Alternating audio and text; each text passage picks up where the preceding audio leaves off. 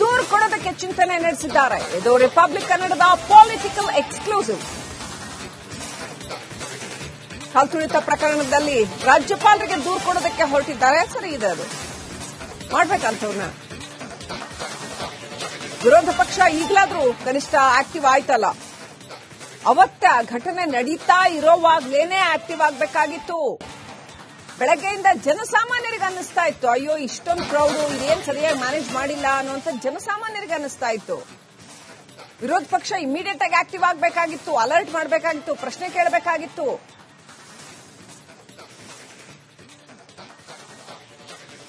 RCB ಸಂಭ್ರಮಾಚರಣೆ ವೇಳೆ ಆದಂತಹ ಕಾಲ್ತುಳಿತ ಪ್ರಕರಣವನ್ನು ಸರ್ಕಾರ ವಿರೋಧ ಪಕ್ಷಗಳು ಗಂಭೀರವಾಗಿ ತೆಗೆದುಕೊಂಡಿದೆ. ಅದರಲ್ಲಿ ಪ್ರಮುಖವಾಗಿ ಸರ್ಕಾರದ ವೈಫಲ್ಯಗಳನ್ನ ಎತ್ತಿ ತೋರಿಸುವಂತಹ ಪ್ರಯತ್ನಗಳನ್ನ ಈಗಾಗಲೇ ವಿರೋಧ ಪಕ್ಷ ಮಾಡಿದೆ. ಆದರೆ ಸರ್ಕಾರ ಮಾತ್ರ ನಾವು ನಡೆದಿದ್ದ ದಾರಿ ಅನ್ನುವಂತ ಒಂದು ದಾರಿಯಲ್ಲೇ ಇರತಕ್ಕಂಥದ್ದು. ಹಾಗಿದ್ರೆ ಮುಂದೆ ವಿರೋಧ ಪಕ್ಷಗಳ ಹೋರಾಟ ಯಾವ ರೀತಿಯಾಗಿರುತ್ತೆ, ಈ ಕುರಿತಂತೆ ಮಾತಾಡೋದಕ್ಕೆ ನಮ್ಮ ಜೊತೆ ವಿರೋಧ ಪಕ್ಷ ನಾಯಕರಾದ ಆರ್ ಅಶೋಕ್ ಅವರು ಇದ್ದಾರೆ. ಅವ್ರ ಜೊತೆ ಮಾತಾಡ್ತಾ ಹೋಗೋಣ. ಸರ್ ನಮಸ್ತೆ. ಮುಂದೆ ಬಿಜೆಪಿ ಹಾಗೆ ಜೆಡಿಎಸ್ನ ಜಂಟಿ ಹೋರಾಟ ಯಾವ ರೀತಿಯಾಗಿರುತ್ತೆ? ಸೊ ನಮ್ಮ ಉದ್ದೇಶ ಇರೋದು, ಇಲ್ಲಿ ಒಂದು ರಾಜ್ಯದಲ್ಲಿ ಆಗ್ತಾ ಇರ್ತಕ್ಕಂಥ ಈ ಸಾವು ನೋವುಗಳು, ಕಾನೂನು ಸುವ್ಯವಸ್ಥೆ ಹದಗೆಟ್ಟಿರುವಂತದ್ದು, ಒಂದು 2 ಲಕ್ಷ ಜನ ಸೇರುವಂತ ಒಂದು ಕಾರ್ಯಕ್ರಮವನ್ನೇ ಇವ್ರಿಗೆ ನಡೆಸಕ್ಕೆ ಯೋಗ್ಯತೆ ಇಲ್ಲ ಅಂದ್ರೆ 7 ಕೋಟಿ ಜನನ ಹೆಂಗೆ ಇವರು ನಡೆಸ್ತಾರೆ? ಇದು ರಾಜ್ಯದ ಜನರ ಪ್ರಶ್ನೆ, ನನ್ನ ಪ್ರಶ್ನೆ. ಆ ದೃಷ್ಟಿಯಿಂದ ಈ ಯೋಗ್ಯತೆ ಇಲ್ಲದ ಸರ್ಕಾರ ವಜಾ ಮಾಡಬೇಕು.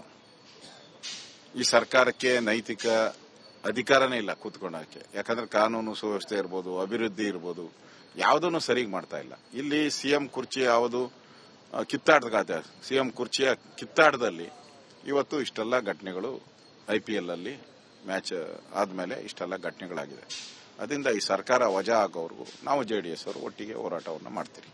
ಹಾಗೆ ಇಲ್ಲಿ ಆಗಿರ್ತಕ್ಕಂಥ ಸರ್ಕಾರದ ವೈಫಲ್ಯಗಳನ್ನ, ಗೃಹ ಇಲಾಖೆ ವೈಫಲ್ಯಗಳು, ಹಾಗೆ ಇಂಟೆಲಿಜೆನ್ಸ್ ಫೇಲ್ಯೂರ್, ಇವೆಲ್ಲದರ ಬಗ್ಗೆ ಏನಾದರೂ ರಾಜ್ಯಪಾಲರನ್ನ ಭೇಟಿಯಾಗಿ ರಾಜ್ಯಪಾಲರ ಗಮನಕ್ಕೆ ತರುವಂತದ್ದು ಏನೋ ಪ್ರಯತ್ನಗಳು ಆಗ್ತದೆ? ಹೌದು, ಗ್ಯಾರಂಟಿ ಮಾಡ್ತೀರಿ. ರಾಜ್ಯಪಾಲರನ್ನ ಭೇಟಿ ಮಾಡ್ತೀರಿ. ಈ ಸರ್ಕಾರ ವಜಾ ಮಾಡಬೇಕು. ಈ ಸರ್ಕಾರ ಕಾನೂನು ಪೊಲೀಸ್ ಅಧಿಕಾರಿಗಳನ್ನ ಸಸ್ಪೆಂಡ್ ಮಾಡಿದ್ದಾರೆ. ಅವ್ರ ತಪ್ಪೇನು ಇದರಲ್ಲಿ? ತಪ್ಪು ಮಾಡಿರೋದು ಸರ್ಕಾರ, ವಜಾ ಮಾಡಿರೋದು ಪೊಲೀಸ್ ಅವ್ರನ್ನ. ಅದರಿಂದ ಇದರ ಒಂದು ದೊಡ್ಡ ಹೋರಾಟವನ್ನು ಕೂಡ ನಾವು ಮಾಡೋರಿದ್ದೀರಿ. ಗವರ್ನರ್ನ ಭೇಟಿ ಮಾಡಿ ಗವರ್ನರ್ಗೆ ಮನವರಿಕೆಯನ್ನು ಮಾಡಿಕೊಡ್ತೀವಿ. ಸರ್ಕಾರದಲ್ಲಿ ಸಾಲು ವೈಫಲ್ಯ, ಒಂದ್ ಕಡೆ ಗೃಹ ಇಲಾಖೆ ವೈಫಲ್ಯ ಆದರೆ ಮತ್ತೊಂದು ಕಡೆ ಉಪಮುಖ್ಯಮಂತ್ರಿ ಅವರು ನಡೆದಿದ್ದ ದಾರಿ, ಮತ್ತೊಂದು ಕಡೆ ಮುಖ್ಯಮಂತ್ರಿ ಅವರದ್ದು ಮತ್ತೊಂದು ಹಾದಿ, ಇದೆಲ್ಲದರ ಮಧ್ಯೆ ಏನು ಅವರ ರಾಜಕೀಯ ಕಾರ್ಯದರ್ಶಿಗಳ ಒಂದು ಕಾರುಬಾರು, ಇವೆಲ್ಲವನ್ನ ಸಾಲು ಇದ ಹೋರಾಟಗಳು ಕೇವಲ ಪ್ರೆಸ್ ಮೀಟ್ಗಳು ಅಷ್ಟೇ ಸೀಮಿತ ಆಗ್ತಿದೆ, ಅಥವಾ ಏನೋ ವಿಶೇಷ ಅಧಿವೇಶನ ಕರೆಯೋದಕ್ಕೆ ಏನಾದರೂ ವಿರೋಧ ಪಕ್ಷ ನಾಯಕರಿಗೆ ಒತ್ತಾಯ ಮಾಡಿ ಏನಾದರೂ ಸರ್ಕಾರದ ಮೇಲೆ ಒಂದು ಬೆಳಕು ಚೆಲ್ಲುವಂತ ಪ್ರಯತ್ನ, ಕಿವಿ ಹಿಂಡುವಂತ ಪ್ರಯತ್ನ ಮಾಡ್ತೀರಂತ?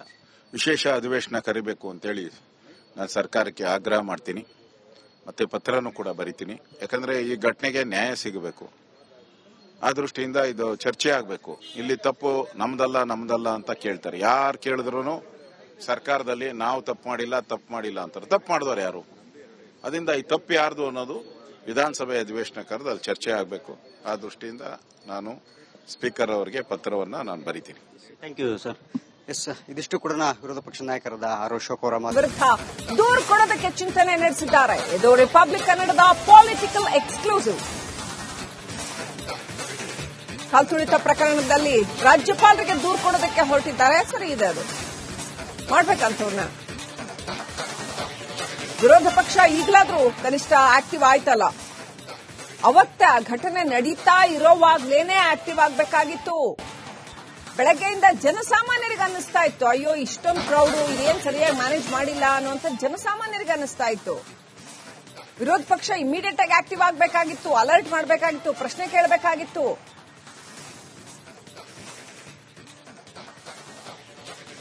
ಆರ್ಸಿಬಿ ಸಂಭ್ರಮಾಚರಣೆ ವೇಳೆ ಆದಂತಹ ಕಾಲ್ತುಳಿತ ಪ್ರಕರಣವನ್ನು ಸರ್ಕಾರ ವಿರೋಧ ಪಕ್ಷಗಳು ಗಂಭೀರವಾಗಿ ತೆಗೆದುಕೊಂಡಿದೆ. ಅದರಲ್ಲಿ ಪ್ರಮುಖವಾಗಿ ಸರ್ಕಾರದ ವೈಫಲ್ಯಗಳನ್ನ ಎತ್ತಿ ತೋರಿಸುವಂತಹ ಪ್ರಯತ್ನಗಳನ್ನ ಈಗಾಗಲೇ ವಿರೋಧ ಪಕ್ಷ ಮಾಡಿದೆ. ಆದರೆ ಸರ್ಕಾರ ಮಾತ್ರ ನಾವು ನಡೆದಿದ್ದ ದಾರಿ ಅನ್ನುವಂತ ಒಂದು ದಾರಿಯಲ್ಲೇ ಇರತಕ್ಕಂಥದ್ದು. ಹಾಗಿದ್ರೆ ಮುಂದೆ ವಿರೋಧ ಪಕ್ಷಗಳ ಹೋರಾಟ ಯಾವ ರೀತಿಯಾಗಿರುತ್ತೆ, ಈ ಕುರಿತಂತೆ ಮಾತಾಡೋದಕ್ಕೆ ನಮ್ಮ ಜೊತೆ ವಿರೋಧ ಪಕ್ಷ ನಾಯಕರಾದ ಆರ್ ಅಶೋಕ್ ಅವರು ಇದ್ದಾರೆ. ಅವ್ರ ಜೊತೆ ಮಾತಾಡ್ತಾ ಹೋಗೋಣ. ಸರ್ ನಮಸ್ತೆ. ಮುಂದೆ ಬಿಜೆಪಿ ಹಾಗೆ ಜೆಡಿಎಸ್ನ ಜಂಟಿ ಹೋರಾಟ ಯಾವ ರೀತಿಯಾಗಿರುತ್ತೆ? ಸೊ ನಮ್ಮ ಉದ್ದೇಶ ಇರೋದು, ಇಲ್ಲಿ ಒಂದು ರಾಜ್ಯದಲ್ಲಿ ಆಗ್ತಾ ಇರ್ತಕ್ಕಂಥ ಈ ಸಾವು ನೋವುಗಳು, ಕಾನೂನು ಸುವ್ಯವಸ್ಥೆ ಹದಗೆಟ್ಟಿರುವಂತದ್ದು, ಒಂದು 2 ಲಕ್ಷ ಜನ ಸೇರುವಂತ ಒಂದು ಕಾರ್ಯಕ್ರಮವನ್ನೇ ಇವ್ರಿಗೆ ನಡೆಸಕ್ಕೆ ಯೋಗ್ಯತೆ ಇಲ್ಲ ಅಂದ್ರೆ 7 ಕೋಟಿ ಜನನ ಹೆಂಗೆ ಇವರು ನಡೆಸ್ತಾರೆ? ಇದು ರಾಜ್ಯದ ಜನರ ಪ್ರಶ್ನೆ, ನನ್ನ ಪ್ರಶ್ನೆ. ಆ ದೃಷ್ಟಿಯಿಂದ ಯೋಗ್ಯತೆ ಇಲ್ಲದ ಸರ್ಕಾರ ವಜಾ ಮಾಡಬೇಕು.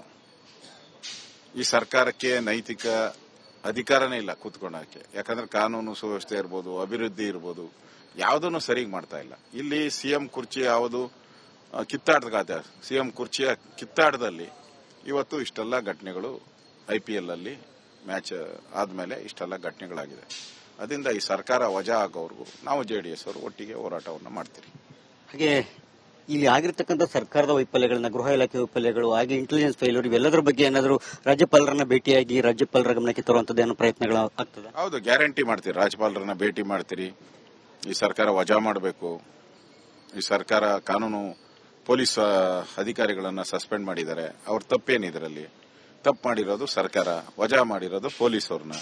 ಅದರಿಂದ ಇದರ ಒಂದು ದೊಡ್ಡ ಹೋರಾಟವನ್ನು ಕೂಡ ನಾವು ಮಾಡೋರಿದ್ದೀರಿ. ಗವರ್ನರ್ನ ಭೇಟಿ ಮಾಡಿ ಗವರ್ನರ್ಗೆ ಮನವರಿಕೆಯನ್ನು ಮಾಡಿಕೊಡ್ತೀವಿ. ಸರ್ಕಾರದಲ್ಲಿ ಸಾಲು ವೈಫಲ್ಯ, ಒಂದ್ ಕಡೆ ಗೃಹ ಇಲಾಖೆ ವೈಫಲ್ಯ ಆದ್ರೆ ಮತ್ತೊಂದು ಕಡೆ ಉಪಮುಖ್ಯಮಂತ್ರಿ ಅವರು ನಡೆದಿದ್ದ ದಾರಿ, ಮತ್ತೊಂದು ಕಡೆ ಮುಖ್ಯಮಂತ್ರಿ ಅವರದ್ದು ಮತ್ತೊಂದು ಹಾದಿ, ಇದೆಲ್ಲದರ ಮಧ್ಯೆ ಏನೋ ಅವರ ರಾಜಕೀಯ ಕಾರ್ಯದರ್ಶಿಗಳ ಒಂದು ಕಾರುಬಾರು, ಇವೆಲ್ಲವನ್ನ ಸಾಲು ಇದ ಹೋರಾಟಗಳು ಕೇವಲ ಪ್ರೆಸ್ ಮೀಟ್ಗಳು ಅಷ್ಟೇ ಸೀಮಿತ ಆಗ್ತಿದೆ, ಅಥವಾ ಏನೋ ವಿಶೇಷ ಅಧಿವೇಶನ ಕರೆಯೋದಕ್ಕೆ ಏನಾದರೂ ವಿರೋಧ ಪಕ್ಷ ನಾಯಕರಾಗಿ ಒತ್ತಾಯ ಮಾಡಿ ಏನಾದರೂ ಸರ್ಕಾರದ ಮೇಲೆ ಒಂಚೂರು ಬೆಳಕು ಚೆಲ್ಲುವಂತ ಪ್ರಯತ್ನ, ಕಿವಿ ಹಿಂಡುವಂತ ಪ್ರಯತ್ನ ಮಾಡ್ತಿರಂತ? ವಿಶೇಷ ಅಧಿವೇಶನ ಕರಿಬೇಕು ಅಂತೇಳಿ ನಾನು ಸರ್ಕಾರಕ್ಕೆ ಆಗ್ರಹ ಮಾಡ್ತೀನಿ. ಮತ್ತೆ ಪತ್ರನೂ ಕೂಡ ಬರಿತೀನಿ. ಯಾಕಂದ್ರೆ ಈ ಘಟನೆಗೆ ನ್ಯಾಯ ಸಿಗಬೇಕು. ಆ ದೃಷ್ಟಿಯಿಂದ ಇದು ಚರ್ಚೆ ಆಗಬೇಕು. ಇಲ್ಲಿ ತಪ್ಪು ನಮ್ದಲ್ಲ ಅಂತ ಕೇಳ್ತಾರೆ. ಯಾರು ಕೇಳಿದ್ರು ಸರ್ಕಾರದಲ್ಲಿ ನಾವು ತಪ್ಪು ಮಾಡಿಲ್ಲ ಅಂತಾರೆ. ತಪ್ಪು ಮಾಡಿದವರು ಯಾರು? ಅದರಿಂದ ಈ ತಪ್ಪು ಯಾರ್ದು ಅನ್ನೋದು ವಿಧಾನಸಭೆ ಅಧಿವೇಶನ ಕರೆದು ಅಲ್ಲಿ ಚರ್ಚೆ ಆಗಬೇಕು. ಆ ದೃಷ್ಟಿಯಿಂದ ನಾನು ಸ್ಪೀಕರ್ ಅವರಿಗೆ ಪತ್ರವನ್ನ ನಾನು ಬರಿತೀನಿ. Thank you sir. ಎಸ್, ಇದಿಷ್ಟು ಕೂಡ ವಿರೋಧ ಪಕ್ಷ ನಾಯಕರಾದ ಆರ್ ಅಶೋಕ್ ಅವರ ವಿರುದ್ಧ ದೂರು ಕೊಡೋದಕ್ಕೆ ಚಿಂತನೆ ನಡೆಸಿದ್ದಾರೆ. ಇದು ರಿಪಬ್ಲಿಕ್ ಕನ್ನಡದ ಪೊಲಿಟಿಕಲ್ ಎಕ್ಸ್ಕ್ಲೂಸಿವ್. ಕಾಲ್ತುಳಿತ ಪ್ರಕರಣದಲ್ಲಿ ರಾಜ್ಯಪಾಲರಿಗೆ ದೂರು ಕೊಡೋದಕ್ಕೆ ಹೊರಟಿದ್ದಾರೆ. ಸರಿ ಇದೆ, ಅದು ಮಾಡ್ಬೇಕಂತವ್ನ. ವಿರೋಧ ಪಕ್ಷ ಈಗಲಾದ್ರೂ ಕನಿಷ್ಠ ಆಕ್ಟಿವ್ ಆಯ್ತಲ್ಲ. ಅವತ್ತೇ ಆ ಘಟನೆ ನಡೀತಾ ಇರೋವಾಗ್ಲೇನೆ ಆಕ್ಟಿವ್ ಆಗ್ಬೇಕಾಗಿತ್ತು. ಬೆಳಗ್ಗೆಯಿಂದ ಜನಸಾಮಾನ್ಯರಿಗೆ ಅನ್ನಿಸ್ತಾ ಇತ್ತು, ಅಯ್ಯೋ ಇಷ್ಟೊಂದು ಕ್ರೌಡ್, ಇದೇನ್ ಸರಿಯಾಗಿ ಮ್ಯಾನೇಜ್ ಮಾಡಿಲ್ಲ ಅನ್ನುವಂಥ ಜನಸಾಮಾನ್ಯರಿಗೆ ಅನ್ನಿಸ್ತಾ ಇತ್ತು. ವಿರೋಧ ಪಕ್ಷ ಇಮಿಡಿಯೇಟ್ ಆಗಿ ಆಕ್ಟಿವ್ ಆಗಬೇಕಾಗಿತ್ತು, ಅಲರ್ಟ್ ಮಾಡಬೇಕಾಗಿತ್ತು, ಪ್ರಶ್ನೆ ಕೇಳಬೇಕಾಗಿತ್ತು.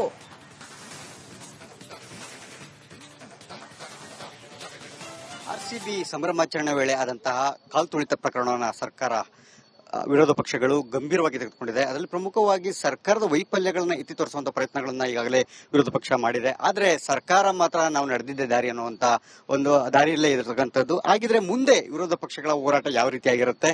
ಈ ಕುರಿತಂತೆ ಮಾತಾಡೋದಕ್ಕೆ ನಮ್ಮ ಜೊತೆ ವಿರೋಧ ಪಕ್ಷ ನಾಯಕರಾದ ಆರ್ ಅಶೋಕ್ ಅವರು ಇದ್ದಾರೆ. ಅವ್ರ ಜೊತೆ ಮಾತಾಡ್ತಾ ಹೋಗೋಣ. ಸರ್ ನಮಸ್ತೆ. ಮುಂದೆ ಬಿಜೆಪಿ ಹಾಗೆ JDS ನ ಜಂಟಿ ಹೋರಾಟ ಯಾವ ರೀತಿಯಾಗಿರುತ್ತೆ? ಸೊ ನಮ್ಮ ಉದ್ದೇಶ ಇರೋದು, ಇಲ್ಲಿ ಒಂದು ರಾಜ್ಯದಲ್ಲಿ ಆಗ್ತಾ ಇರ್ತಕ್ಕಂಥ ಈ ಸಾವು ನೋವುಗಳು, ಕಾನೂನು ಸುವ್ಯವಸ್ಥೆ ಹದಗೆಟ್ಟಿರುವಂತದ್ದು, ಒಂದು 2 ಲಕ್ಷ ಜನ ಸೇರುವಂತ ಒಂದು ಕಾರ್ಯಕ್ರಮವನ್ನೇ ಇವ್ರಿಗೆ ನಡೆಸಕ್ಕೆ ಯೋಗ್ಯತೆ ಇಲ್ಲ ಅಂದ್ರೆ 7 ಕೋಟಿ ಜನನ ಹೆಂಗೆ ಇವರು ನಡೆಸ್ತಾರೆ? ಇದು ರಾಜ್ಯದ ಜನರ ಪ್ರಶ್ನೆ, ನನ್ನ ಪ್ರಶ್ನೆ. ಆ ದೃಷ್ಟಿಯಿಂದ ಯೋಗ್ಯತೆ ಇಲ್ಲದ ಸರ್ಕಾರ ವಜಾ ಮಾಡಬೇಕು. ಈ ಸರ್ಕಾರಕ್ಕೆ ನೈತಿಕ ಅಧಿಕಾರನೇ ಇಲ್ಲ ಕೂತ್ಕೊಳ್ಳೋಕೆ. ಯಾಕಂದ್ರೆ ಕಾನೂನು ಸುವ್ಯವಸ್ಥೆ ಇರ್ಬೋದು, ಅಭಿವೃದ್ಧಿ ಇರ್ಬೋದು, ಯಾವುದನ್ನು ಸರಿಯಾಗಿ ಮಾಡ್ತಾ ಇಲ್ಲ. ಇಲ್ಲಿ ಸಿಎಂ ಕುರ್ಚಿ ಯಾವುದು ಕಿತ್ತಾಟದ ಸಿಎಂ ಕುರ್ಚಿಯ ಕಿತ್ತಾಟದಲ್ಲಿ ಇವತ್ತು ಇಷ್ಟೆಲ್ಲ ಘಟನೆಗಳು IPL ಅಲ್ಲಿ ಮ್ಯಾಚ್ ಆದ್ಮೇಲೆ ಇಷ್ಟೆಲ್ಲ ಘಟನೆಗಳಾಗಿದೆ. ಅದರಿಂದ ಈ ಸರ್ಕಾರ ವಜಾ ಆಗೋವರೆಗೂ ನಾವು JDS ಅವರು ಒಟ್ಟಿಗೆ ಹೋರಾಟವನ್ನು ಮಾಡ್ತೀರಿ. ಹಾಗೆ ಇಲ್ಲಿ ಆಗಿರ್ತಕ್ಕಂಥ ಸರ್ಕಾರದ ವೈಫಲ್ಯಗಳನ್ನ, ಗೃಹ ಇಲಾಖೆ ವೈಫಲ್ಯಗಳು, ಹಾಗೆ ಇಂಟೆಲಿಜೆನ್ಸ್ ಫೇಲ್ಯೂರ್, ಇವೆಲ್ಲದರ ಬಗ್ಗೆ ಏನಾದರೂ ರಾಜ್ಯಪಾಲರನ್ನ ಭೇಟಿಯಾಗಿ ರಾಜ್ಯಪಾಲರ ಗಮನಕ್ಕೆ ತರುವಂತದ್ದು ಏನೋ ಪ್ರಯತ್ನಗಳು ಆಗ್ತದೆ? ಹೌದು, ಗ್ಯಾರಂಟಿ ಮಾಡ್ತೀರಿ. ರಾಜ್ಯಪಾಲರನ್ನ ಭೇಟಿ ಮಾಡ್ತೀರಿ. ಈ ಸರ್ಕಾರ ವಜಾ ಮಾಡಬೇಕು. ಈ ಸರ್ಕಾರ ಕಾನೂನು ಪೊಲೀಸ್ ಅಧಿಕಾರಿಗಳನ್ನ ಸಸ್ಪೆಂಡ್ ಮಾಡಿದ್ದಾರೆ. ಅವ್ರ ತಪ್ಪೇನು ಇದರಲ್ಲಿ? ತಪ್ಪು ಮಾಡಿರೋದು ಸರ್ಕಾರ, ವಜಾ ಮಾಡಿರೋದು ಪೊಲೀಸ್ ಅವ್ರನ್ನ. ಅದರಿಂದ ಇದರ ಒಂದು ದೊಡ್ಡ ಹೋರಾಟವನ್ನು ಕೂಡ ನಾವು ಮಾಡೋರಿದ್ದೀರಿ. ಗವರ್ನರ್ನ ಭೇಟಿ ಮಾಡಿ ಗವರ್ನರ್ಗೆ ಮನವರಿಕೆಯನ್ನು ಮಾಡಿಕೊಡ್ತೀವಿ. ಸರ್ಕಾರದಲ್ಲಿ ಸಾಲು ವೈಫಲ್ಯ, ಒಂದ್ ಕಡೆ ಗೃಹ ಇಲಾಖೆ ವೈಫಲ್ಯ ಆದ್ರೆ ಮತ್ತೊಂದು ಕಡೆ ಉಪಮುಖ್ಯಮಂತ್ರಿ ಅವರು ನಡೆದಿದ್ದ ದಾರಿ, ಮತ್ತೊಂದು ಕಡೆ ಮುಖ್ಯಮಂತ್ರಿ ಅವರದ್ದು ಮತ್ತೊಂದು ಹಾದಿ, ಇದೆಲ್ಲದರ ಮಧ್ಯೆ ಏನೋ ಅವರ ರಾಜಕೀಯ ಕಾರ್ಯದರ್ಶಿಗಳ ಒಂದು ಕಾರುಬಾರು, ಇವೆಲ್ಲವನ್ನ ಸಾಲು ಇದ ಹೋರಾಟಗಳು ಕೇವಲ ಪ್ರೆಸ್ ಮೀಟ್ಗಳು ಅಷ್ಟೇ ಸೀಮಿತ ಆಗ್ತಿದೆ, ಅಥವಾ ಏನೋ ವಿಶೇಷ ಅಧಿವೇಶನ ಕರೆಯೋದಕ್ಕೆ ಏನಾದರೂ ವಿರೋಧ ಪಕ್ಷ ನಾಯಕರಾಗಿ ಒತ್ತಾಯ ಮಾಡಿ ಏನಾದರೂ ಸರ್ಕಾರದ ಮೇಲೆ ಒಂಚೂರು ಬೆಳಕು ಚೆಲ್ಲುವಂತ ಪ್ರಯತ್ನ, ಕಿವಿ ಹಿಂಡುವಂತ ಪ್ರಯತ್ನ ಮಾಡ್ತಿರಂತ? ವಿಶೇಷ ಅಧಿವೇಶನ ಕರಿಬೇಕು ಅಂತೇಳಿ ನಾನು ಸರ್ಕಾರಕ್ಕೆ ಆಗ್ರಹ ಮಾಡ್ತೀನಿ. ಮತ್ತೆ ಪತ್ರನೂ ಕೂಡ ಬರಿತೀನಿ. ಯಾಕಂದ್ರೆ ಈ ಘಟನೆಗೆ ನ್ಯಾಯ ಸಿಗಬೇಕು. ಆ ದೃಷ್ಟಿಯಿಂದ ಇದು ಚರ್ಚೆ ಆಗಬೇಕು. ಇಲ್ಲಿ ತಪ್ಪು ನಮ್ದಲ್ಲ ಅಂತ ಕೇಳ್ತಾರೆ. ಯಾರು ಕೇಳಿದ್ರು ಸರ್ಕಾರದಲ್ಲಿ ನಾವು ತಪ್ಪು ಮಾಡಿಲ್ಲ ಅಂತಾರೆ. ತಪ್ಪು ಮಾಡಿದವರು ಯಾರು? ಅದರಿಂದ ಈ ತಪ್ಪು ಯಾರ್ದು ಅನ್ನೋದು ವಿಧಾನಸಭೆ ಅಧಿವೇಶನ ಕರೆದು ಅಲ್ಲಿ ಚರ್ಚೆ ಆಗಬೇಕು. ಆ ದೃಷ್ಟಿಯಿಂದ ನಾನು ಸ್ಪೀಕರ್ ಅವರಿಗೆ ಪತ್ರವನ್ನ ನಾನು ಬರಿತೀನಿ. Thank you sir. ಎಸ್, ಇದಿಷ್ಟು ಕೂಡ ವಿರೋಧ ಪಕ್ಷ ನಾಯಕ